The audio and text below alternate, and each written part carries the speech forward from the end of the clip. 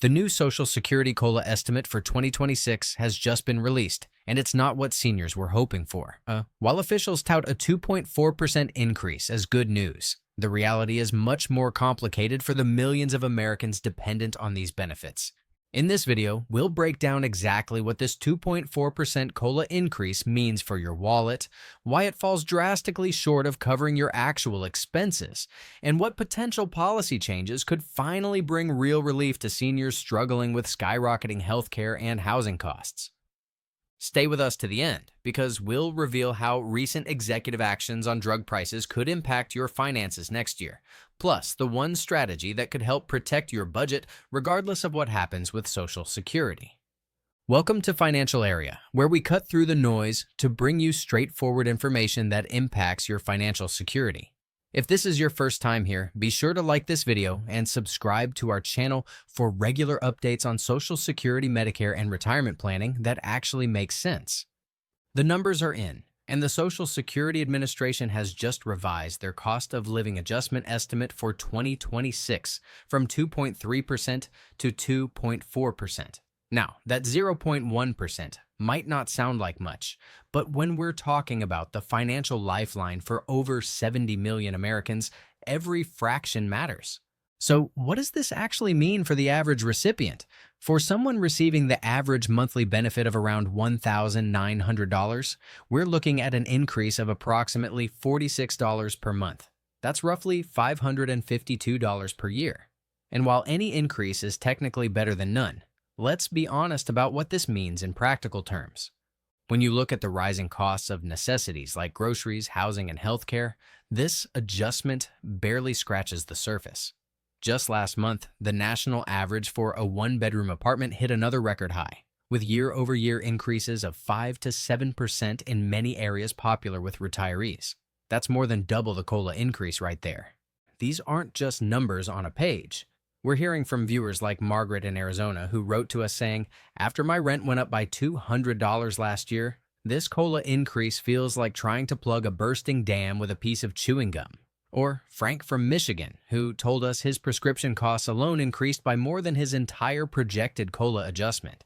And here's the thing, this isn't a new problem. For years, seniors living on fixed incomes have been caught in a vicious cycle where each COLA increase fails to match the real-world inflation they experience. It's like trying to climb a mountain on an escalator that's going down. The fundamental issue lies in how these adjustments are calculated in the first place. The Social Security Administration uses something called the Consumer Price Index for urban wage earners and clerical workers, or CPI-W.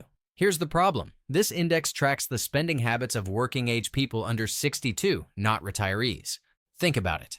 The spending patterns of a 35-year-old office worker are drastically different from those of a 75-year-old retiree.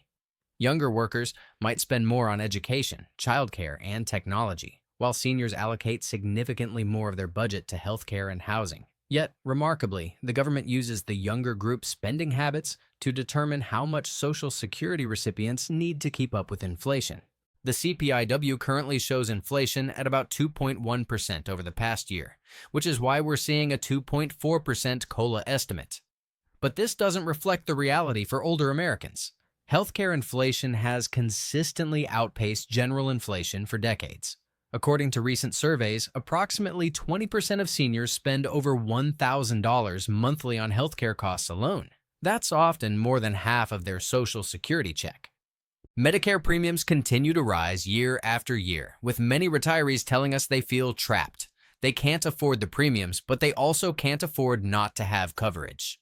One viewer from Florida wrote to us saying, "I pay almost $500 a month for Medicare and supplemental insurance, but I still had to choose between filling my prescriptions and paying my electric bill last month." Housing presents another critical challenge that the COLA calculation simply doesn't adequately address. Whether you're renting or you own your home, costs continue to climb at rates that far exceed the COLA adjustment. Property taxes, insurance, and maintenance expenses are particularly burdensome for homeowners on fixed incomes. For renters, the situation can be even more precarious. Unlike homeowners who've paid off their mortgages, renters face continuous increases, often with little warning or recourse. Many seniors tell us they're just one rent hike away from housing insecurity. despite decades of hard work and responsible planning. Looking at the bigger picture, the concerns about Social Security extend beyond just the annual COLA adjustments. The Social Security Trust Fund is projected to face shortfalls within the next decade, which has many wondering what this means for the future of the program. It's important to clarify that even if the trust fund faces challenges, Social Security won't simply disappear. However, without legislative action, benefits could potentially be reduced by about 20 to 25% once the trust fund reserves are depleted.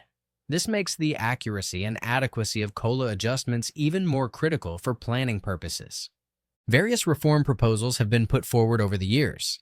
Some advocate for raising or eliminating the income cap on Social Security taxes, which currently stands at $168,600 for 2024.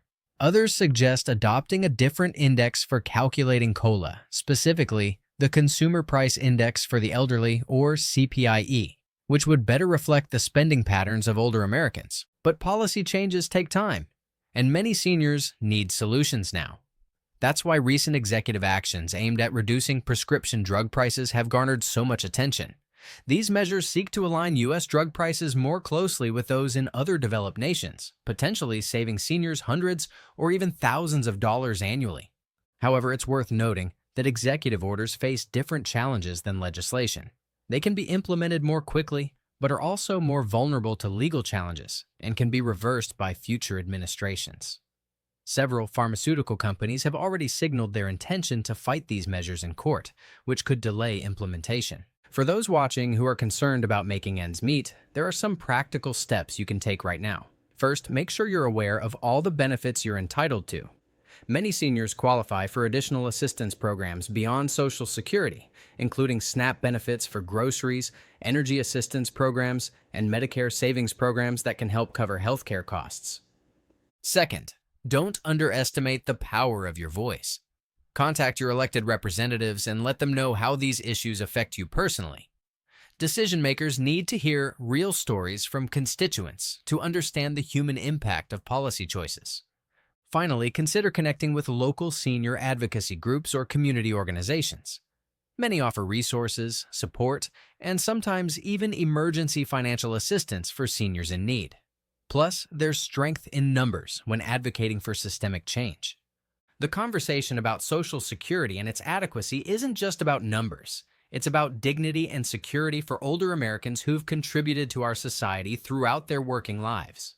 Many of you have shared with us that you feel overlooked in policy discussions, with your financial struggles often dismissed or minimized.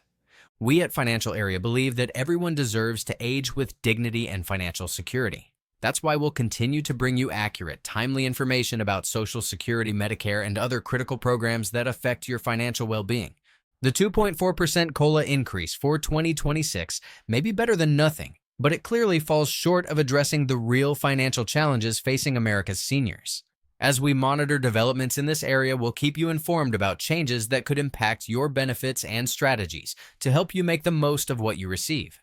Thank you for joining us today. If you found this information helpful, please hit that like button and subscribe to our channel for more updates on Social Security, retirement planning, and financial security for seniors. Remember, knowledge is power, especially when it comes to your financial future. Until next time, this is Financial Area, where your financial security is always our top priority.